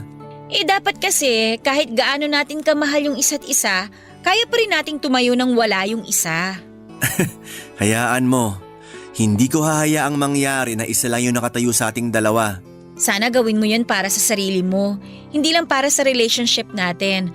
Sure ako na magiging proud sa'yo yung parents mo kapag nalaman nila na hired ka na. Parents ko lang ba? Siyempre pati ako, ano ka ba? Ako yung pinakaunang magiging masaya para sa'yo. Magse-celebrate tayo. Sa tingin mo ba hindi talaga ako marireject? Marami kasi akong kakilala na kagaya ko rin. Cum laude pero hindi natanggap sa trabaho. Parang hindi ko kayang harapin yung ganong kahihiyan. Bakit ka naman mahihiyang ma-reject? Parte ng proseso yun. Pero hindi naman ibig sabihin na kapag rejected ka, hindi ka nakarapat dapat maging architect. Kapag nalaman yun ni Dad, iisipin niya malaking disappointment ako. Marami na siyang hinawakan ng malalaking project. Samantalang ako, entry level pa nga lang yung papasukin, mukhang malabo pa. Magiging kahihiyan lang ako ng tatay ko. Di kagaya sa basketball. Mahirap pero parang hindi ko nararamdaman yon kasi gusto ko yung ginagawa ko. Wala namang masama na i-push mo yung passion mo eh. Pero hindi rin naman masama kung magiging risk taker ka sa isang bagay na pinaghirapan mo ng ilang taon. Sabihin na nating mas malaki yung chance na maging stable ka kapag pinush mo yung career mo sa architecture. Kapag okay ka na, di tsaka mo i-push yung passion mo. Paano kung ikaw na lang yung piliin ko? Eh di galingan mo muna ron sa dalawa. Papadudot, ramdam ko naman na mahal ako ni Irvin. Wala akong duda doon. Loyal din siya at hindi siya kagaya ng ibang lalaki na mahilig mang chicks. Palagi niya akong ina-update tuwing may lakad siya kasama ang mga kaibigan niya. Kaya naman hindi ako noon nag-aalala sa kahit na ano. Hanggang sa dumating na nga po kami sa punto na gusto ko nang makilala ni Irvin ang mga magulang ko. Wala namang sanang kaso yon dahil matanda na rin naman ako para sa ganong mga bagay. Hindi na ako parang teenager na pagbabawalan pa na mag-boyfriend. Ang kaso, hindi ko alam kung paano siya ihaharap kina mama at papa, lalo na kay Ate Cora na masyadong mapanghusga. Baka kapag nalaman nila na wala pang trabaho ang boyfriend ko ay maliitin siya ng sobra at ayokong mangyari yon. Kaya ang nangyari ay palagi ako nagpapalusot o di kaya ay iniiba ang usapan tuwing nababanggit ni Irvin ang tungkol doon. Itinago ko muna sa pamilya ko ang pakikipagrelasyon ko kay Irvin. Pero oras na malaman nila ng maaga ang tungkol doon, ay ipapakilala ko rin naman siya kaagad. Ang problema kahit na anong pagtatago sa relasyon namin ang gawin ko, nakarating pa rin po ito sa kontrabida kong kapatid, Papa Dudut.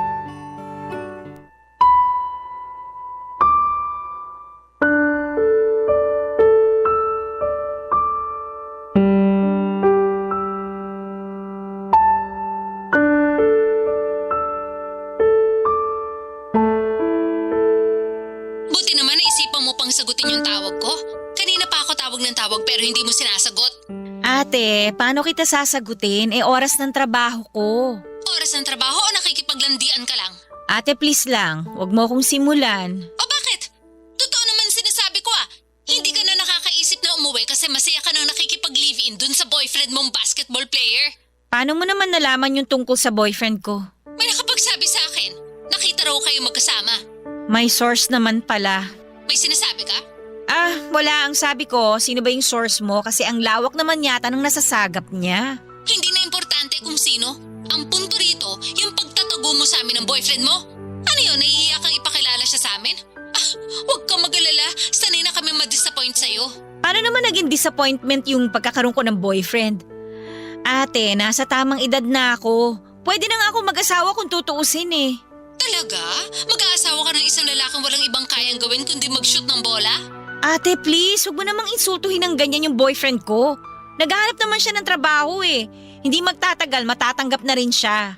O, edi inamin mo rin na wala ngang trabaho yung boyfriend mo? Kundi ka rin naman isa't kalahating tanga. Kinasama mo pa dyan sa apartment na tinitirhan mo ngayon? Hindi na ako magugulat kung ikaw yung nagbabayad ng bills at nagpapalamon sa kanya. Alam mo ate, kung ibang tao ka lang siguro, iisipin ko na nagmamalasakit ka sa akin eh. Kaso kilala na kita eh. Hindi mo ako pagsasabihan ng ganyan para sa ikabubuti ko. Sinasabi mo yan kasi nakahanap ka na naman ng pagkakamaling magagamit mo para ipahiya ako kina mama at papa. Huwag kang umangal kasi nakakaya ka naman talaga. Naglayas ka. Pinabayaan mo sina mama at papa na maiwan sa bahay. Si Bunso na nga lang yung nakakasama nila, sinuportahan mo pa sa pagtatanan. O ngayon, sabihin mo kung ano ba yung maganda mong nagawa. Wag na! Kahit ano namang sabihin ko, kayang-kaya mo pa rin gawing mali. Napaka-perfect mo kasi. Sa bagay, teacher ka nga naman pala. Nagtuturo ka ng kabutihang asal, kaya kagalang-galang ka sa paningin ng mga tao sa paligid mo. Pero alam mo sayang eh, kasi hindi mo naman may apply sa sarili mo lahat ng tinuturo mo sa mga bata. Igagalang ka pa kaya nila kapag nalaman nila na… Bakit? Sisiraan mo ako sa kanila? Eh di gawin mo! Ipangalandakan mo yung pagiging kanal mo, Winnet! Mali ka ate. Kung gusto kitang masira, noon ko pa sana ginawa yon. Nung sinaktan mo yung sarili mong anak at pinabayaan mo na lang na parang hindi mo kadugo. Kayang-kaya ko yun ate. Kayang-kaya kitang sirain sa mga taong nauuto mo. Pero hindi ko ginawa, di ba? Nanahimik ako kasi yun naman palagi yung gusto niyong gawin ko. O sige, utang na loob ko na sa'yo yung pinag-aaral at inaasikaso mo yung anak ko. Pero hindi pa rin mababago no na ginagawa mo rin yung naging pagkakamali ko noon. Pumatol ka sa walang silbing lalaki. Kaya huwag ka na magtangkang ipakilala pa siya sa akin. Huwag kang mag-alala, Ate Cora. Hindi ko ipapakilala sa'yo si Irvin. Hindi naman niya kailangan ng validation mula sa isang taong bulok yung pagkatao. Papadudot nasaktan ako ng sobra sa mga sinabi ni Ate Cora tungkol kay Irvin. Pero hindi ko pinagsisihan na ipinagtanggol ko ang boyfriend ko sa ate ko. Sa simula pa lang ay masyado ko nang nararamdaman na nahuhusgahan niya. Nasanay kasi siya na siya lang yung may magandang imahe sa aming magkakapatid. Kaya para sa kanya ay wala siyang ginawang mali. Nakuha ko rin naman ang punto ni Ate Cora sa pagpapakasal sa isang lalaking walang trabaho. Pero alam ko rin noon na mas mahalaga kay ate ang sasabihin ng ibang tao. Iniisip niya na magdadala lamang ako ng kahihiyan sa pamilya namin lalo na kapag nabuntis ako ni Irvin. Dahil doon, kinausap ko ulit si Irvin at kinumbinsing ituloy na ang paghahanap niya ng trabaho. Ang kaso mas inuna pa niya ang pagdayo sa kung saan-saan para makapaglaro. Madalas yung nagiging dahilan ng pagtatampo ko sa kanya pero tuwing nangyayari yon ay susuyuin niya lamang ako. Babawi siya at okay na ulit kami. Paulit-ulit lamang na ganoon pero hindi pa rin siya nag-aasikaso, Papa Dudut. Naniwala pa rin siya na may mararating siya sa paglalaro niya ng basketball. Gusto ko sana siyang suportahan na lamang at hayaang gawin ang gusto niya. Pero hindi ko alam kung hanggang kailan pa niya gagawin yon. Papa Dudut, hindi ko na po alam kung maiisip pa ba niya na magplano para sa future namin.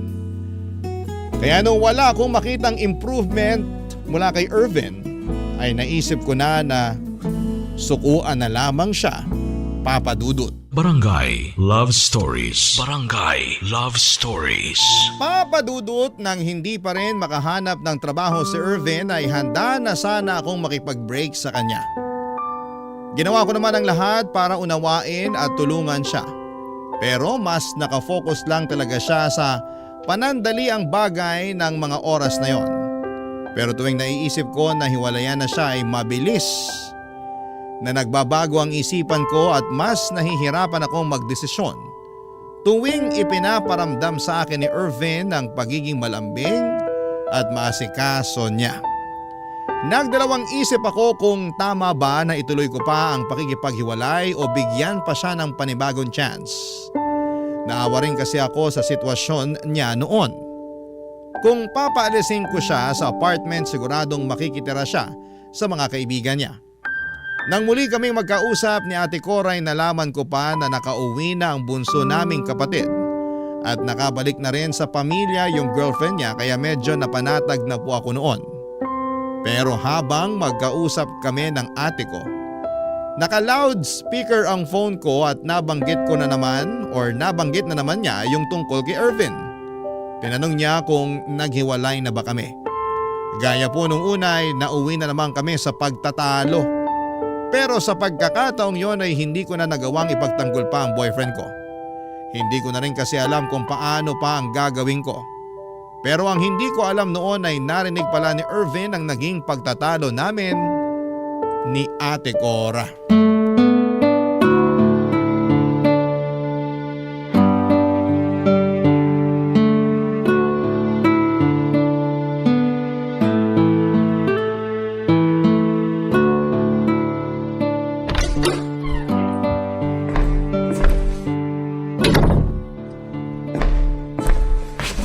Kanina ka pa ba dyan? Hindi naman. Kapapasok ko lang. Hindi mo lang napansin kasi kausap mo yung ate mo. Ay, saan ka ba galing kanina? Sa court lang, Bebu. Inaya kasi ako maglaro. Lagi ka namang inaaya maglaro. Sorry. Ako na lang magluluto ng dinner natin. Pero lalabas lang ako sandali. May bibilhin lang ako. May papasabay ka ba? Wala. Okay. Mukhang masyado akong na-stress sa trabaho. Kung gusto mo, imamassage kita mamaya. Wag na. Sige, next time na lang.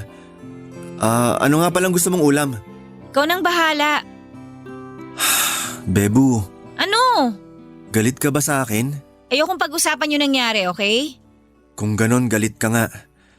Ano bang pwede kong gawin para… Gusto mo talagang malaman? Pwes, maghanap ka ng trabaho, Irvin. Hindi ko kailangan yung serbisyo mo dito. Mas gusto ko na magtrabaho ka na. Naghahanap naman ako, Bebu. Sorry kung nasa-stress ka na dahil sa akin. Yun bang dahilan kaya ayaw mo pa akong ipakilala sa pamilya mo? Honestly, oo. Hindi ka nila magugustuhan. Nung unang beses na nakausap ko si Ate Cora, ipinagtanggol naman kita eh. Pero kanina, hindi ko na alam kung dapat ko pa bang gawin yun. Parang hindi mo naman deserve eh. Puro ka pangako pero hindi mo naman ginagawa. Sige nga, paano ko ipagkakatiwala yung future ko sa isang jobless na boyfriend? Kapag nabuntis ako pa rin ba yung kikilos? Ako pa rin ba yung sasagot sa lahat? Hindi to one-man relationship lang. Kaya please naman, maghanap ka na ng regular na trabaho. Pasensya ka na kung nahihirapan ka ng dahil sa akin. Kung gusto mo, lilipat na muna ako para hindi na makadagdag sa gastusin mo habang naghahanap pa ako ng trabaho. Kapag meron na, babawi ako sa'yo. Pangako yan. Pangako na naman? Nakakaumay na yung mga pangako mo eh. Sana naman this time magseryoso ka na. Hindi naman kita pinupush sa magkatrabaho kasi kailangan ko yung pera mo. Ang gusto ko lang, umusad yung buhay mo ngayon. Yung stability, di ba? Pag meron ka nun, hindi ka basta-basta mamaliitin ng ibang tao. Tsaka tong relationship natin, hindi lang tayo dapat nakafocus sa kilig at tsaka dun sa saya. Dapat kaya rin natin backupan yung isa't isa kahit anong mangyari. Naiintindihan mo ba yon, Irvin? Naiintindihan ko. Aayusin ko na yung mga gamit ko bukas para makalipat na ako. Buti naman. Okay ka lang ba dito kahit wala ka ng kasama? Kinaya ko na mag-isa sa loob ng ilang taon. Kaya bakit hindi? Pero pwede bang ipagluto pa rin kita ngayon? Hayaan mong pagsilbihan kita kahit ngayong gabi na lang. Wala na akong ganang kumain. Sige, lalabas na lang muna ako. Magdala ka ng susi. Ilalak ko yung pinto mamaya. Dala ko naman palagi. Huwag ka na sana magpuyat para makapagpahinga ka ng maayos. Tutuloy na ako. Sige na. Bebu, O bakit na naman? mahal na mahal kita. Sana hindi ka mapagod sa akin. Kala ko ba paalis ka na? Eto na nga, aalis na. Hinintay ko lang naman na sagutin mo yung sinabi ko. Pagod na ako, Irvin. Gusto ko na magpahinga kaya kung may pupuntahan ka, umalis ka na lang. Bahala ka na kung anong oras mo gustong bumalik. Papadudot ako ang nakapagbitiw ng masasakit na salita kay Irvin noon. Pero parang mas nasaktan pa ako sa naging reaksyon niya. Hindi niya sinabayan ang init ng ulo ko at wala akong narinig na kahit na anong makakasakit sa damdamin ko. Umalis lang talaga siya ng gabing yon ng tahimik. Hindi ko na nga alam kung anong oras siya nakabalik pero paggising ko kinabukasan ay wala na ang mga gamit niya sa kwarto. Pagbukas ko ng phone ko, saka ko lang nabasa ang sunod-sunod na mga messages niya. Kahit umalis na noon si Irvin ay itinuloy ko pa rin ang pakikipaghiwalay sa kanya, Papadudot. Inisip ko kasi noon na baka mas makapag-focus siya sa career niya kapag wala na kaming dalawa. Nakadepende na lamang sa kanya kung paano niya aayusin ang buhay niya. Ang kaso ay hindi siya pumayag na mag-break kami. Nagmakaawa siya na kung pwede ay mag-cool off na lamang muna kami. Pero noong nalaman ko na patuloy pa rin siya sa paglalaro ay nag-assume ako na wala pa rin siyang trabaho kaya nakipag-break na ako sa kanya. Hindi ko na siya kayang harapin noon kaya dinaan ko na lamang sa chat ang paghihiwalay namin, Papadudot. Ang hindi ko alam ay natanggap na pala noon si Irvin sa isang real estate development firm at nagpasya lang siya na ipagpatuloy pa rin ang passion niya sa paglalaro. Ewan ko pero sa halip na manghinayang ay naging masaya pa ako sa pagbabagong yon sa buhay niya. Papadudot, 1 taon nang nakalipas nang muli kaming magkita ni Irvin. Parehong lugar at parehong dahilan din. Dahil naroon ako para manood ng finals. Sa totoo lang ay hindi ko naisip na naglalaro pa rin siya ng time na yon kaya nakampante ako. Pero nung tawagin ang pangalan niya at hanggang sa matapos ang laro ay nasa kanya na ang buong atensyon ko.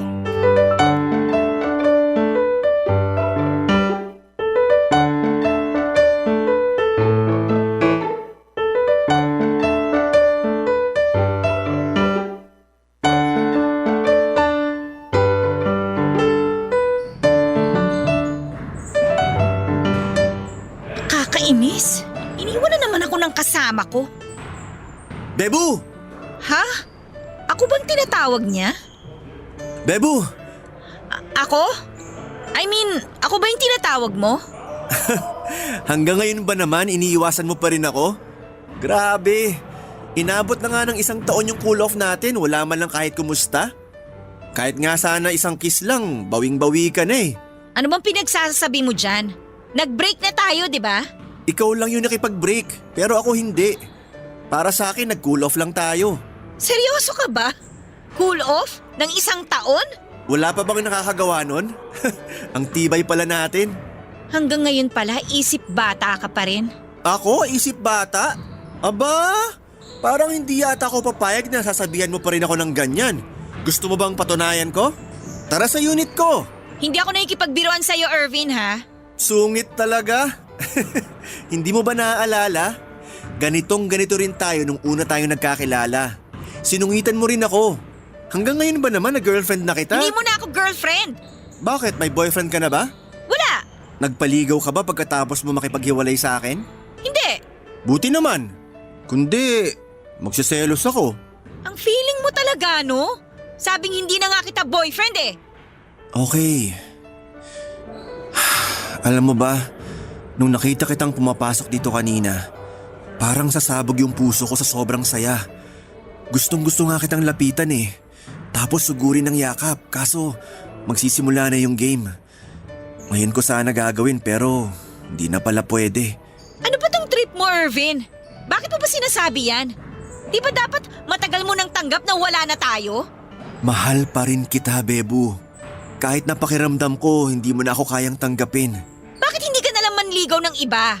Sa tagal nating di nagkita, imposibleng wala kang ibang dinate kahit isa. Wala talaga. Nagtiis na lang muna ako hanggat hindi ka pa pwede. At bakit mo naman naisip na magiging pwede pa ako? Hindi ko alam. Hindi talaga ako sigurado kung papansinin mo pa ako. Pero inisip ko na lang nun na kung magkita ulit tayo at sabihin mo sa akin ng harapan na hindi mo na ako mahal, tsaka pa lang ako maghahanap ng iba. Tsaka pa lang ako mag-move on sa'yo. Pwes, hindi ka pa pwede mag-move on. Bakit? Ayaw mo na nga sa akin, di ba? Huwag kang madamot. Dami kayo nagkakagusto sa... Aray, ikaw ah! Ang sakit-sakit na nga ng puso ko. Namimisikal ka pa. Foul yan. Kasi ang yabang mo pa rin eh. Nakakainis ka. Uy, nakakarami ka na. Isang hampas mo pa. Hahalikan na kita. Oh, bakit bigla kang tumahimik? Huwag mo sabihing tumitiklop ka na sa akin. Uuwi na ako. Bahala ka na dyan. Maghanap ka ng kausap mo. Ayoko ng kausap. Ang gusto kong hanapin, yung pakakasalan ko. Hindi ako magpapakasal sa'yo. Yabang-yabang mo kaya. Sorry na, Bebu. Nagbibiro lang naman ako. Bebo mo yung mukha mo. Puntahan kita mamaya sa unit mo. Tapos date tayo. May lakad ako mamaya. Eh di bukas. Pahinga ko yon. Eh di pagluluto na lang kita. Pwede rin ako maglinis ng buong kwarto mo tsaka maglaba. Ayoko! Huwag kang ano dyan. Kapag hindi ka pumayag, sisigaw ako ngayon dito at sasabihin kong sinagot mo na ako. Ano? Sira ka ba? Ano, magdesisyon ka na, Bebu. Meron ka na lang 10 seconds. Subukan mo. 10, 9. Oo na, sige na. Pumunta ka mamaya.